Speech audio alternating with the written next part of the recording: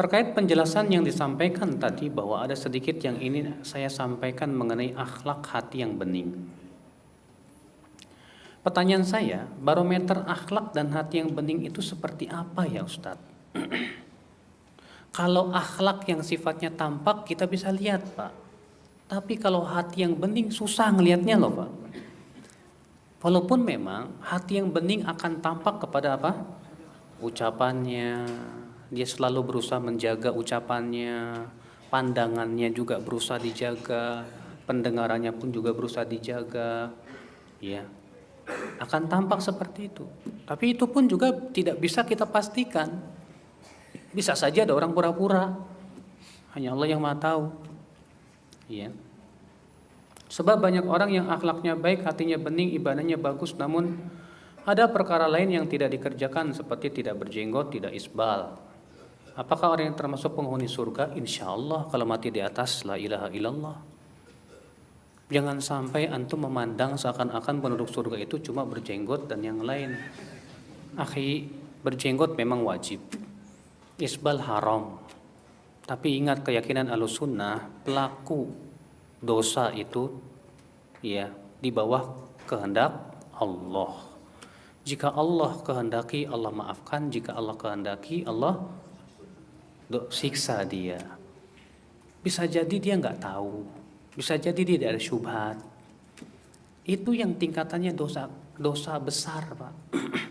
Jangankan itu Pak, yang tingkatannya kufur besar aja terkadang gara-gara pelakunya nggak tahu dimaafkan oleh Allah. Pernah disebutkan dalam Sahih Bukhari, ya Rasulullah bersabda, dahulu kata Rasulullah, ada seorang laki-laki yang banyak berbuat dosa, asrafa ala nafsih.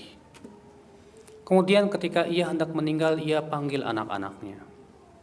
Kemudian dia berkata, aku ini sebagai bapak bagaimana menurut kalian? Kata anak-anaknya, kamu sebaik-baiknya bapak buat kami.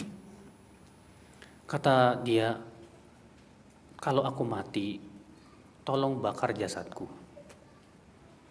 Dan nanti debunya kamu sebagian buang ke daratan, sebagian buang ke lautan. Jika Allah mampu untuk membangkitkan aku, Allah pasti adab aku dengan adab yang tidak pernah Allah adab siapapun dengannya. Kemudian Allah setelah dia meninggal dunia pun dilakukan seperti itu oleh anak-anaknya. Lalu Allah berfirman kepada bumi, hai bumi, kumpulkan debu-debu jasad dia. Dikumpulkan oleh bumi, Allah bangkitkan lagi di hari kiamat. Lalu Allah berfirman, ma hamalaka ala hadha ya abdi, hai hambaku, kenapa kamu melakukan perbuatan itu?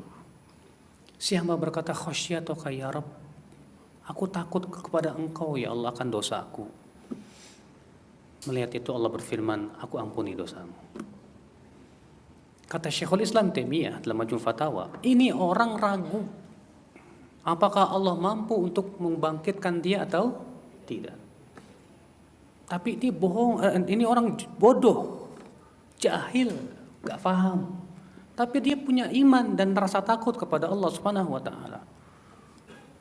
Ini bukan dosa besar lagi, tapi ini kufurun akbar bi ijma'il muslimin, kata beliau. Ini kufur besar dengan ijma' kaum muslimin. Tapi ternyata Allah masih memaafkan karena kebodohan dia. Kalau itu saja masih dimaafin Pak, apalagi yang sifatnya jenggot sama isbal, walaupun itu tetap di bawah masyiah kehendak Allah, diserahkan Allah yang Maha tahu. Makanya kata Syekhul Islam Taimiyah, orang-orang yang terancam masuk neraka bisa saja nggak masuk neraka. Kenapa? Kata beliau, imma bitaubatin mahiyah, bisa jadi dengan taubat di akhir hayatnya, kita nggak tahu.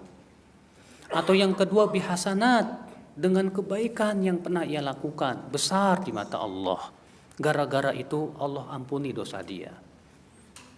Yang kedua, atau dia ditimpa musibah yang berat dalam hidupnya, gara-gara itu Allah gugurkan dosa-dosanya. Atau yang keempat, kata beliau, dapat syafaat Rasulullah, akhirnya ia diselamatkan dari api neraka. Kita tidak tahu Pak, kita nggak tahu amal apa yang akan menyelamatkan dia dari adab neraka. Mungkin Bapak pernah mendengar kisah seorang pelacur yang memberikan minum kepada anjing. Gara-gara itu Allah ampuni dosanya. Hanya Allah yang tahu, Pak. Kata Rasulullah, aku melihat di surga ada orang yang bolak-balik di surga. Gara-gara ranting pohon dan pohon yang ia singkirkan dari jalan. Gara-gara itu rupanya dia masuk surga. Hanya Allah yang tahu. Iya, tentang amalan apa yang memasukkan dia ke surga. Iya.